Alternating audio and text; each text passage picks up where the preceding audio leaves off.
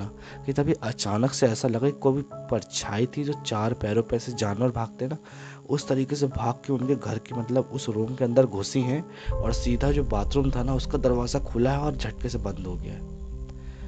तो दोस्तों कैसे हो सब? आई होप सब बढ़िया होंगे। तो दोस्तों कई लोग ऐसे टाइप के होते हैं जिन्हें हॉन्टेड प्लेसेस पर जाना, भूतिया जगहों पर जाना अच्छा लगता है, उन्हें एक्सप्लोर करने में मज़ा आती है जहाँ पे आत्माएं, भूत प्रेत ये सब चीज़ें होती हैं। पर दोस्तों कई लोगों की किस्मत इतनी ख़राब होती है ना कि वो जाने अनजाने में ऐसी जगह पर पहुँच जाते हैं जहाँ पे आत्माओं और इन सब चीज़ों का वास होता है और एक ऐसी बड़ी मुसीबत में फंस जाते हैं जिसका शायद उन्हें तो कभी ज़िंदगी में अंदाज़ा तक नहीं होता है। एक ऐसी ही घटना हमारे एक दोस्त आर्यन के बुआ और फूफा जी के साथ घटी, जो जाने अनजाने में मुंबई के एक ऐसे होटल पे जा फंसे ना जहाँ पर एक फ्लोर पर पूरा का पूरा एक फ्लोर हॉन्टेड था और जहाँ पर एक ऐसी लड़की की आत्मा रहती है ना जिसने वहाँ जाने वाले सभी को करीब बहुत ही ज़्यादा परेशान करके रखा है। So let's begin the story.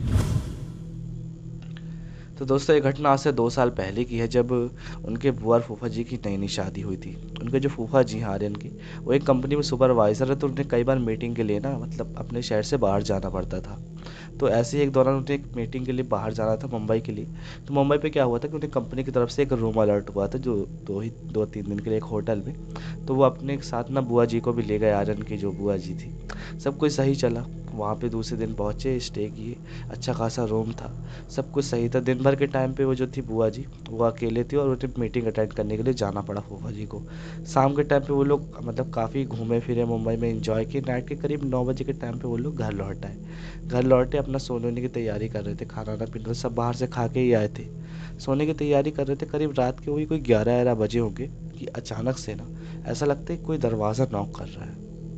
तो जो वो थे वो काफ़ी थक गए थे उसके फूफा जी आर्यन के। तो आर्यन की बुआ जी को बोलते हैं कि जाओ तुम देख के आओ कौन है। जैसे ही वो गई ना, रात के ज़्यादा नहीं 10:30 बजे का टाइम था, पर जैसे ही वो गई और खोला दरवाज़ा ना, तो दरवाजे के बाहर कोई भी नहीं था। उन्हें लगा यार कौन रात के टाइम पे मस्ती कर रहा है यार, दरवाज़ा खटखटा के भाग रहे हैं। तो उन्होंने इस चीज़ को इग्नोर कर दिया। वो आई वापस, करीब 10-15 मिनट ही हुआ होगा कि फिर वो देखती कि फिर अचानक से आवाज़ आई, ठक ठक ठक ठक दरवाज़ा ठोकने की। फिर उनका दिमाग ख़राब हो रहा है यार कि कौन नाटक कर रहा है यार, दरवाज़ा खटखटा के भाग जा रहा है।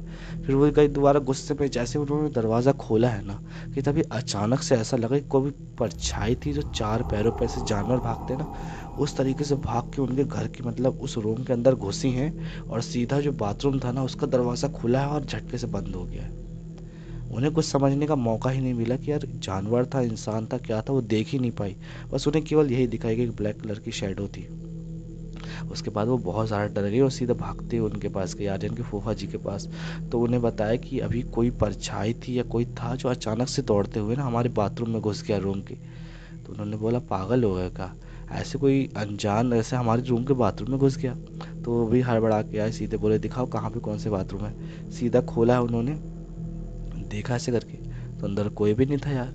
तो उन्हें लगा इससे क्या हो रहा है यार, इससे कोई वहम वहम हो रहा है क्या, शायद थक गई होगी, शायद इस वजह से वहम हो रहा है। तो उन्होंने इग्नोर कर दिया। उसके बाद थोड़ी देर हुई होगी ना उन्हें सोते, करीब वही कोई 11:30-12 का टाइम होने लगा होगा कि उन्हें ना अपने बाथरूम से नल के चालू होने की आवाज़ आती है, जैसे नल का पानी गिर रहा हो।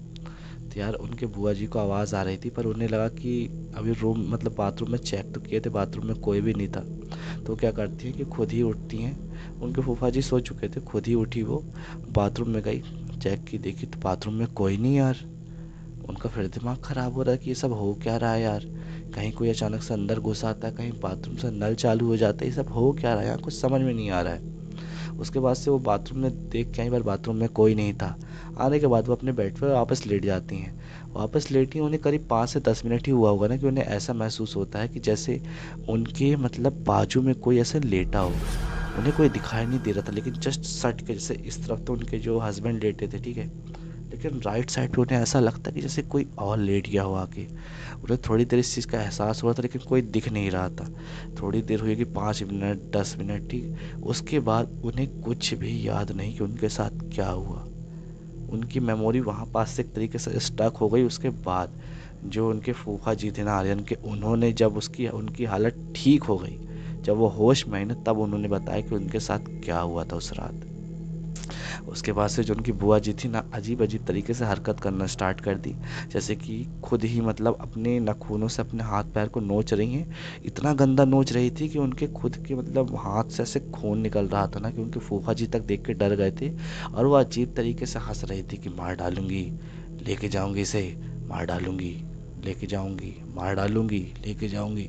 बस एक ही चीज़ की रट लगाई थी। और पूरे हाथ हाथ ऐसे खरोच रही है, खुद का गला दबाने की कोशिश कर रही है। अजीब सा पागलपन छा गया उनको। यार उनके जो फूफा जी थे, उनका दिमाग काम करना बंद कर दिया आर्यन के, कि यार ये सब हो क्या रहा है यार। अभी 10 मिनट पहले, आधा घंटा पहले तो सब कुछ ठीक था, अचानक से ऐसे पागलों जैसी हरकत करने लगी। तो उन्हें कुछ समझ में नहीं आया। उन्होंने उसे काफ़ी काबू करने की कोशिश की, समझाने की कोशिश की, ठीक है। लेकिन वो बिल्कुल भी मतलब उनकी कोई भी बात नहीं सुन रही थी, मानो जैसे वो बहरी हो गई हूँ। और उन्हें पता ही ना चल रहा हो कि आखिर ये वो बोल क्या रहे हैं। वो बस वो अपने में ही बैठी हैं ऐसे पलती मार के, और ऐसे अपने खुद को घाव दे रही हैं और बोल रही है, मार डालूंगी, लेके जाऊंगी, मार डालूंगी, लेके जाऊंगी। बस एक ही चीज़ की रट लगाई हुई थी। उन्हें कुछ समझ में नहीं आता यार ये सब चीज़ें क्या हो रही हैं, ठीक है। उसके बाद उन्हें वहाँ के ही हॉस्पिटल में जल्दी से जल्दी ले जाया गया, ठीक है। उन्हें कुछ एम्प्लॉयज़ थे वहाँ पे जो पहचान के थे, ठीक है, मुंबई में। तो उन्हें कॉल करके बुलाते हैं कि मुझे हेल्प की ज़रूरत है, और वहाँ से उन्हें एक हॉस्पिटल में लेके जाते हैं। हॉस्पिटल में ले जाने के बाद भी ना, जब उनको मतलब डॉक्टर्स चेक कर रहे थे, पूरे टाइम वो एक ही रट लगाए बैठी थी, मार डालूंगी, लेके जाऊंगी, मार डालूंगी, लेके जाऊंगी।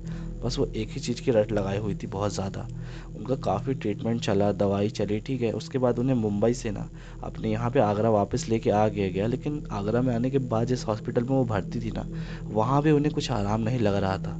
10 से 12 दिन होने लगे थे, पर उनकी तबीयत में बिल्कुल भी सुधार नहीं था। और दिन ब दिन उनकी जो हेल्थ थी ना, वो कमज़ोर होती ही जा रही थी। उन्हें समझ में नहीं आ रहा था कि यार क्या किया जाए। फिर उनके जो एक एम्प्लॉय थे पहचान के, जो आर्यन के फूफा जी थे उनके पहचान के, तो उन्होंने बताते हैं कि देखो यार, ये सब चीज़ें जो है ना, लग तो रहा है ठीक है पागलपन, लेकिन हो सकता है कुछ ऊपरी चीज़ हुई तो, कोई आत्मा, कोई बला। तो आर्यन के जो फूफा जी थे वो इन सब चीज़ों में ज़रा सा ही बिलीव नहीं करते थे। तो वो बोलते कि देखो यार, मैं इन सब चीज़ों में बिलीव तो नहीं करता, पर क्या किया जाए अगर ऐसी कोई मुसीबत होगी भी तो बोलते कि पहले तुम बताओ उस रात हुआ क्या था, कोई दिक्कत हुई थी क्या। तो वो पूरी बात उन्हें बताते कि हाँ मतलब उस रात ना, वो जो थी बहुत ही अजीब हरकतें कर रही थी, कि जैसे कोई कमरे में घुसा है और बाथरूम में चला गया है, कोई परछाई टाइप की थी, ऐसी पैरानॉर्मल एक्टिविटीज़ कुछ हो तो रही थी रूम में। तो उनका डाउट कन्फर्म हो जाता है कि अच्छा, सच में ये किसी हवा बलाए के चक्कर से पड़ गई है। तो वो बोलते हैं कि ठीक है तुम चिंता मत करो, मेरी पहचान के एक फ़ादर हैं, हम उनसे बात करते हैं। उसके बाद जो उन्हें हॉस्पिटल में भर्ती करवाया गया था ना, 10 से 12 दिन हो चुके थे, उन्हें ज़रा सा भी आराम नहीं लग रहा था। तो आखिर ना, जिस फादर को मतलब जो उनके पहचान के थे, वो काफ़ी पहुँचे हुए थे, ठीक है, मतलब सिद्धि हासिल किए हुए थे। तो उन फादर को लेके जाते हैं, उन्हें देखते ही कहते हैं, अच्छा मारने आई है तू, अच्छा मारेगी और लेके जाएगी, ठीक है ले जाके दिखा, कैसे ले जाएगी तू, ऐसे उसे बोलते हैं, ठीक है। वो भी वो एक ही रेट लगाई है, मार दूंगी लेके जाऊंगी, बचाएगा तू, मार दूंगी लेके जाऊंगी, देख लेना। अब उनको यार, उन लोगों को विश्वास नहीं हो रहा था कि यार ये अगर मेंटल प्रॉब्लम है, ठीक है, तो कुछ भी बके ना, गाली बके, कुछ ऊट पटांग बके, पता नहीं ये क्या रट लगाई थी, मार दूंगी लेके जाऊंगी, मार दूंगी लेके जाऊंगी। उसके बाद जो फादर थे, उन्होंने कुछ अपना बाइबल वगैरह कुछ मंत्र वंत्र पढ़े उसमें से देख के। और उसके बाद उनके पास एक कांच की शीशी में एक पानी था, पता नहीं वो क्या होता, मुझे नहीं मालूम। तो वो उसके ऊपर ऐसे छिड़कना स्टार्ट करते धीरे धीरे करके। तो जैसे ही वो पानी छिड़क रहे थे ना उसके ऊपर, उनके शरीर से एक अजीब सा धुआं निकल रहा था, जैसे उनका शरीर जल रहा हो।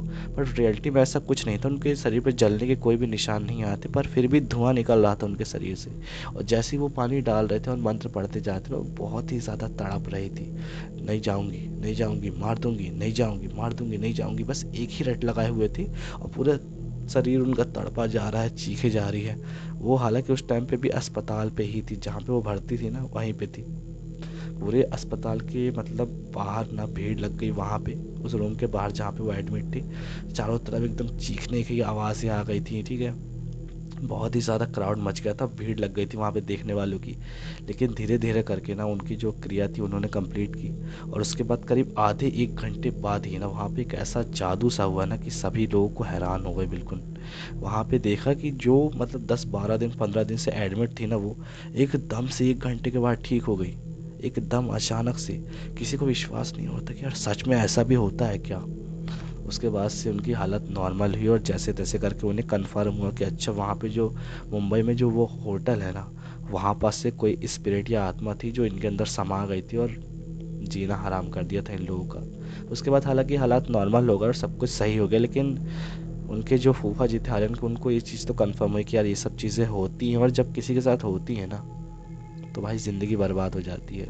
तो अगर स्टोरी आपको अच्छी लगी हो तो वीडियो को लाइक कर देना, चैनल को सब्सक्राइब कर लेना, क्योंकि डेली ऐसी स्टोरीज आती हैं। तो मिलते हैं नेक्स्ट स्टोरी में, तब तक के लिए टाटा बाय बाय, जय श्री राम।